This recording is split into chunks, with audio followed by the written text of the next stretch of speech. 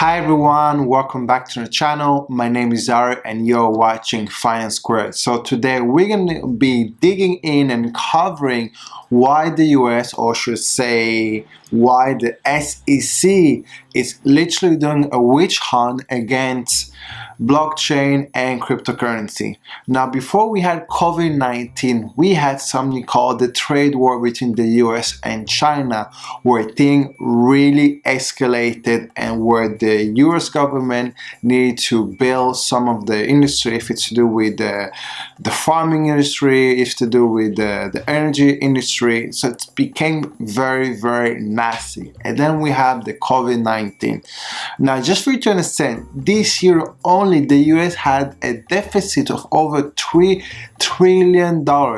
In 2019, they had a $1 trillion deficit. Now, I'm going to be covering all the reasons why we're going to be having a very bumpy journey for the next 12 months when it comes to cryptocurrency and blockchain. And you need to be very cautious of where your money is being saved. So you need to be very cautious in regards to your investment, to be very cautious to where you are investing those cryptocurrency, because I believe for the next few months, we're going to be seeing some blockchain, some cryptocurrency, even some exchanges that gonna be getting a letter from the SEC because of their practices.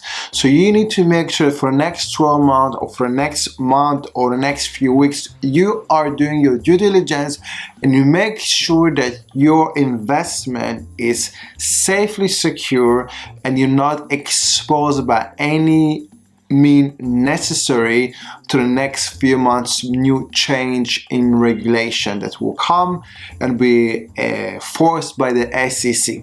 So let's go over the news just for you guys to have a better understanding why the SEC is doing what it's doing and how this is going to affect you. For 2020, the fiscal year deficit hit a record of $3.13 trillion.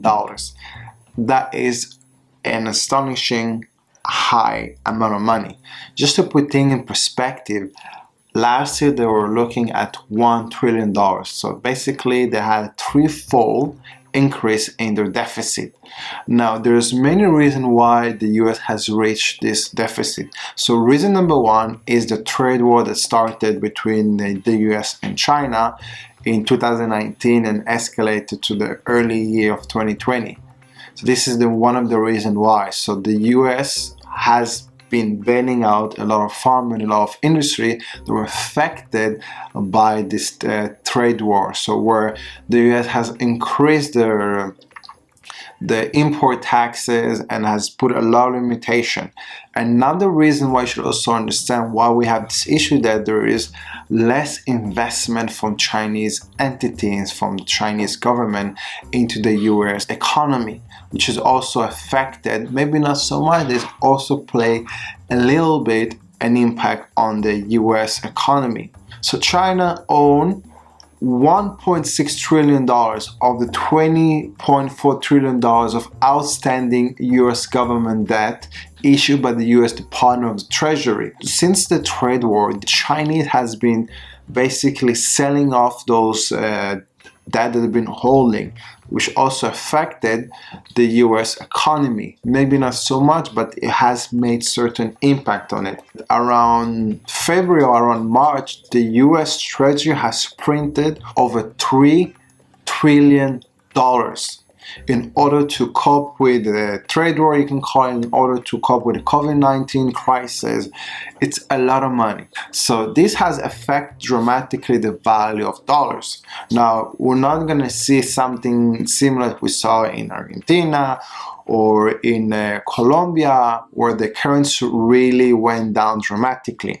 It did go down, but not as much as those countries. Now, one of the other reasons why the SEC is looking to really make and put some strict regulation when it comes to the stablecoin, because stablecoin is mostly dominated in US dollars and it has a current market cap of $25 billion.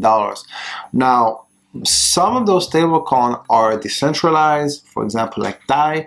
Some of them are more centralized, where there is a lot of uncertainties when it comes to understanding if the issuer of those stablecoin has in the reserve a ratio of 1-to-1. So for example, whenever they're starting to mint a new token or new stablecoin, in theory it's supposed to have a reserve of 1-to-1.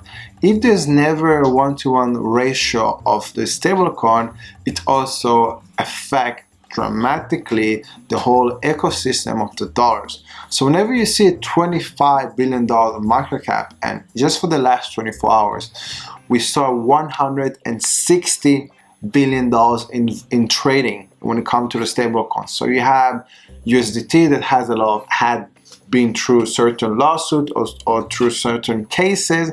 We still didn't hear the end of it, so probably maybe toward next year or so we're going to hear some more clarity regarding USDT, Tether.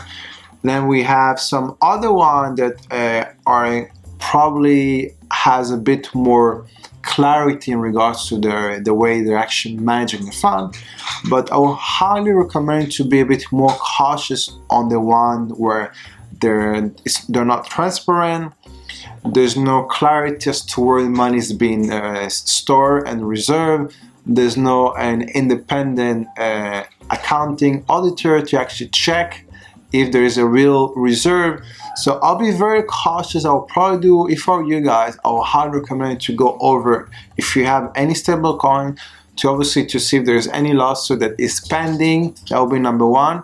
Number two, to understand if they are following the necessary procedure and protocol to ensure that they have a 1-to-1 reserve. Now, probably try to avoid any stablecoin that is issued by an exchange, because most of those exchanges are not regulated. If they're not regulated, therefore there's no way for you to know for sure that they have a 1-to-1 ratio.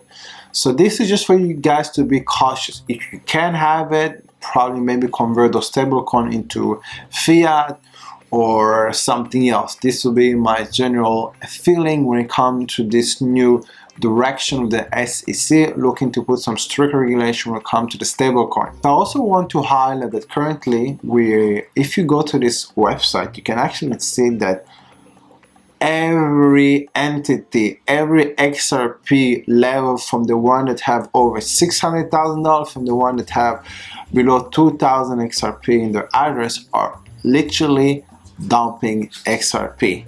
So this is not positive, and right now XRP is trading below 30 cents, and most likely if this will continue, we're going to be looking at XRP even at 10 cents, if not below. So guys, please be cautious.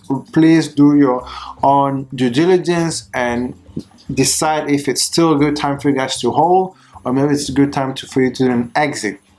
Now if you do an exit, because of this new potential regulation when it comes to stablecoin, I'll try to find a stablecoin that will probably won't be sued or won't be restricted by the SEC. So again, I do not know what will be those restrictions, what will be the new regulation, but try to use your own common sense. And if you don't find one that you feel comfortable, it might be a good time to move to one that is regulated. Number two, to look at converting your stablecoin into fiat.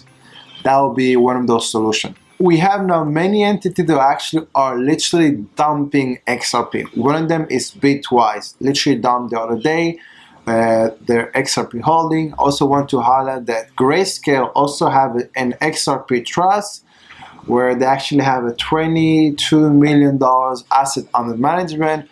I'm probably foreseeing that they're going to be sending for the next week or two emails to all their investors that have outstanding share of the XRP trust to probably give them some clarity. So probably Grayscale for the next week or two will make a decision either to exit XRP, and then obviously whoever has invested with the Grayscale XRP trust will probably get the equivalent or exposure to the new Spark token, which literally took a screenshot of every XRP address. Now, one of the things I also want to highlight is the following, that the US dollar hasn't been performing very well.